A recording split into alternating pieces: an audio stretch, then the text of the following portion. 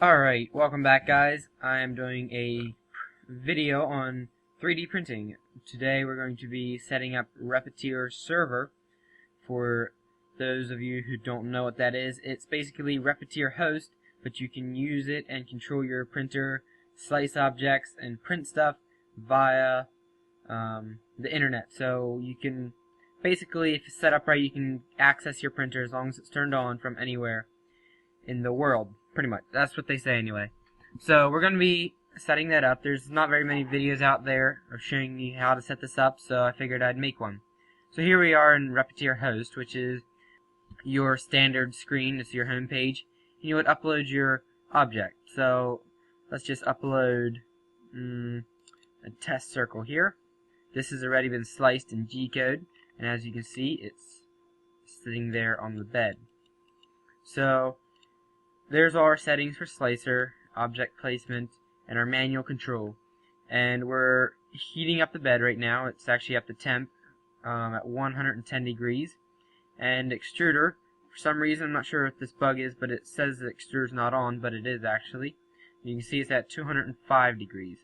And right now down here it's set at 210, so it's getting up there to temp.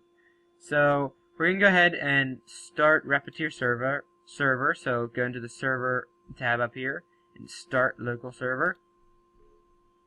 Hit yes if it comes up, and it says new Repetier server status running. Click OK, and then go into open server front end. So click that. The other link will take you to the manual, but this one will take you directly into your login. So go ahead and log in. If you don't have an account, you can create one.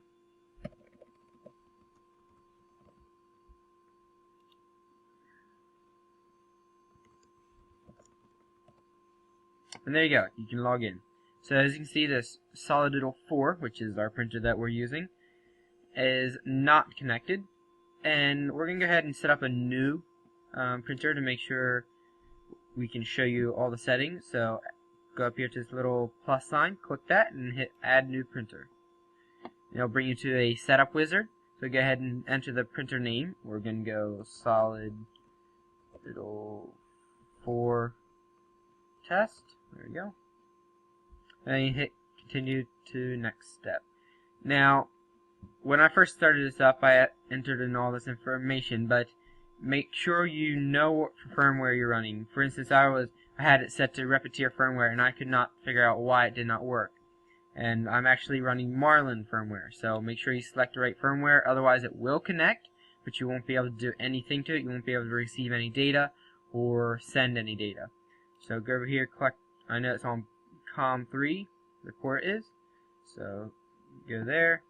Baud rate, you can hit it, set it to auto detect, but I know mine is 2500,000. Input buffer size is 66. Again, make sure you have this set to whatever settings, and hit continue next step. The setup process is fairly easy, but I figured I'd do a video on setting it up anyway. So it's waiting for connection, and the reason we have to do this, we have to come back here to Repetier host and disconnect from Repetier host. It'll say yes, the heater's still on, that's fine, but no. Now you might have to unplug it and plug it back in your USB cord. Soon. There we go. It's connected. So now we can continue on. So right now we're going to set up our bed. So our bed is obviously a rectangle. If it's a circle, or if you have a Delta printer or a circle bed, you can set that. The X left is we're going to let at 0, and 0 here, and 2. There we go. This needs to change to a 5. Okay, there we go. So the front of your printer is going to be 0, and the left is going to be 0, as well as the right is going to be to a 5, which is what our print bed is. And the front, or the rear, is going to be 200 millimeters. So after that's set up, we can go to our Zmax, which is actually 200 as well. So, and then after that's all entered in, we can continue to step 4. So we're running one extruder on this printer, and the filament, excuse me, the filament diameter is 1.75 I have not measured this filament, so I'm just going to average it out for this right now. And yes, we do have a heated bed. Continue to next step. Fan installed, yes, but I do not have control over that, so we're just going to set it to yes anyway. Software power, no, I do not have the power in the software to turn the printer power on and off. I do not have an SD card reader either, so that's it. Hit finish, and there you go. Our new printer is set up, so we can click go to printer, and here we are in the main home page. We have our print, which menu, which has our different data. If we had fan control, we could set this to the fan speed. Our flow rate as at 100%, we can adjust it to up to 200% all the way down to 25. I believe it's 25. We'll let it at 100% right now because I know that's working great. As well as our speed, we can set our speed at different speeds. Right now it's at 100%. We'll let it there. Right here, if you want to move the carriages manually, we can turn the motors off so they move freely. And also, here's our move menu. So if we click this, it'll bring up our menu here. So I'm not sure if you'll be able to hear this, but I'm going to toggle my axes here.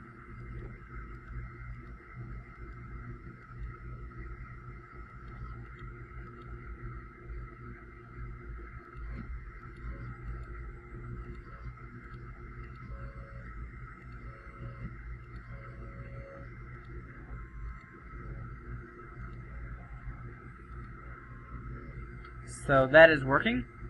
We hit close. Our next menu is control, which is a little bit more advanced version of what we were just doing.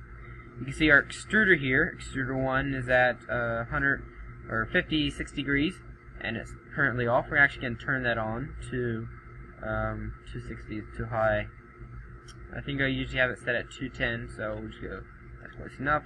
We're just going to pretty much preheat this a while. Our bed is off, and I usually run at 120 for this ABS plastic. Go ahead and minimize that. Extrude, you can set all your millimeters a second and retraction settings. My retraction settings are 2 millimeters a second, which I know is good. Here you can pretty much do the same thing, another move menu. Now over here on the left you have your your home, X, Y, and Z, or home, all that. And then you have your view options for your part that will show up here. If you go over here to this menu, you have your extruder setting or temperature log.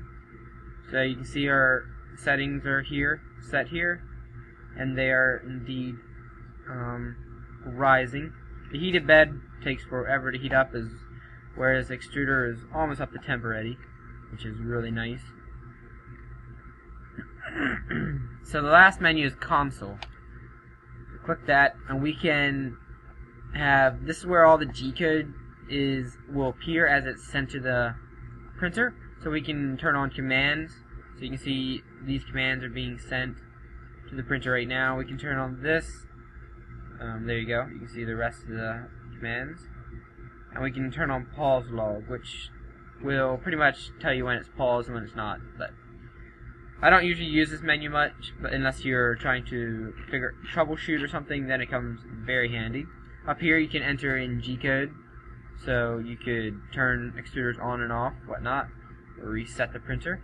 Up here, in these menus right here, we have webcam, which is not supported in the basic version, but it is in the pro version. So you can pretty much set up your webcam. Printer shape, just what we went through in the wizard, setup wizard, grid spacing, 0 to disable the grid spacing, grid color, gray, and whatnot. Extruder, we can set up our extruder settings. For this, we have a heated bed installed, max temperature 120, heat up speed is 0.20 degrees per second, which is plenty. Cool down speed is the same, it cools down at that temperature to avoid cracking your glass bed if you're using that.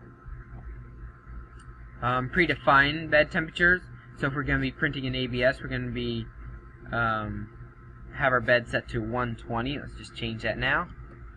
Oops. There we go. PLA, I usually have it set to, what is it, I think 70. I have to check on that, but we'll just set it like that for now. Down here, you have your retraction distance, which I'm going to set to 2. Retraction speed, which is fine. Just a couple other speed settings. So most of those you don't have to set. If you do need to set them, check your Repetier host settings. It'll have them in there. Or extruder settings, heat up speed, which is fine. Max speed, which is fine. Doesn't look like anything too necessary. Most of these settings are used if you're slicing the part in Repetier server. I usually use slicer, spelled with the 3, to slice my parts, as that's where all my settings are, so I don't usually have to worry about any of this settings. But if you're going to be using the slicer, you might want to set these up. So if we go back up to the top, we have General, which is the name of your printer and the firmware and the printer variety, as well as your COM, buffer size, and baud rate. So this is pretty much all the settings. You can set the home positions there, your max, XYZ speed, and whatnot. So if we go back to, if we hit save configurations up here, just like that, you can see it saves the settings down at the bottom. You can go back to printer. So here's our printer log again. If we go to control, we can scroll down and you can see the extruder is fluctuating in temperature a lot until we start to print, then it'll even out. If you go back to control, we can see that our there we go, temperatures are almost up to temp. Actually, it will be up to temp. We have our heated bed set for 110 degrees on the first layer, so it's at 111, which is perfectly fine, as well as our extruder is up to temp. So that's pretty much all the menus. Now let's go ahead and upload a part. So we hit upload G-code there, scroll down, and we have this test circle right here. Double click that, and it'll bring up this line right here. The filament it'll require is 440 millimeters, 25 layers, 11 minutes and 44 seconds of print. I think it's actually less than that, but we'll see. 8,007 lines of G-code, and the file size right there. The last it was uploaded, and the file name. So we can go over here and hit print. This little icon right here. And you might be able to hear the printer starting to move.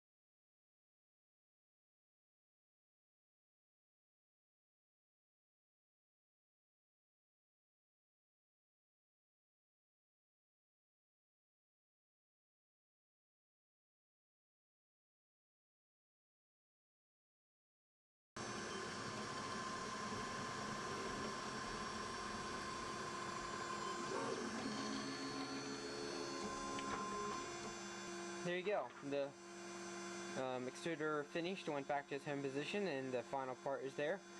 It's just a little test circle. You can go ahead and pop it off. There we go. As you can see, this little blob right here on the part was actually the extruder comes over to the corner over here and extrudes a little blob of plastic, so it gets plastic flowing into the nozzle, so it sort of messed up the bottom layer, but that's okay because it's just a test print.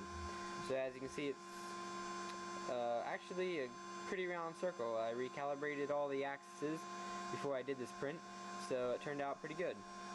As well as the parameters outside parameters are actually very smooth, and we got very good layer adhesion on the top and sides, so it's very good. And this was a very successful print done with Repetier server. So thanks for watching. If you haven't checked out my other YouTube videos, go ahead and do that now. But stay tuned for some of the next parts I'm going to be doing in some of my other projects. And if you like my videos, give me a thumbs up, and don't forget to like and subscribe.